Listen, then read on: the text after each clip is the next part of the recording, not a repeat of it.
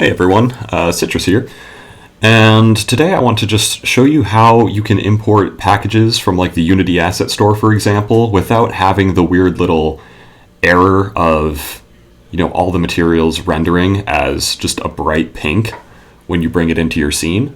So what you're going to want to start with if you're taking it from the Unity Asset Store, for example, is you'll go up to Window here, and then you go to Package Manager, and then My Assets, and anything that you've gotten with this particular Unity account from the Unity Asset Store should show up in here.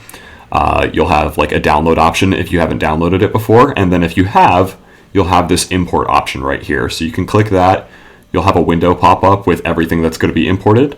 So just go ahead and click import if that's everything you want, and it'll take just a second because some of these assets can be quite hefty when it comes to computer storage.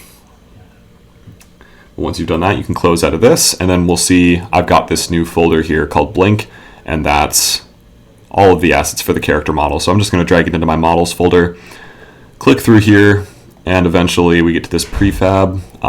Your particular asset might be a little different depending on how it's set up, but I'm just going ahead and drag this into the scene here, and everything is going to come up as this pink instead of like the actual materials that I want. And the reason for that, I think, is just that Unity often updates their editor quite a bit, really. And so oftentimes the shaders and such that Unity is using is sort of getting ahead of whatever these assets were made for. And so that means the materials are going to be a little bit behind schedule, so to speak. But you can go to wherever those materials are kept. In my case, it's this folder right here. And then if I just shift click, I can select all of them. And then I'll go to Edit here, go down to Rendering, go to Materials, and then go to Convert Selected Built-in Materials to URP. And when I do that, it's going to just give me a confirmation window, but I proceed, and now we can see we have some of these materials rendering properly. The rest are from Armor, which are kept in a different folder, but if I go over here, it's the same exact thing. Select them all, Edit, Rendering, Materials, Convert, Proceed, and there you have it.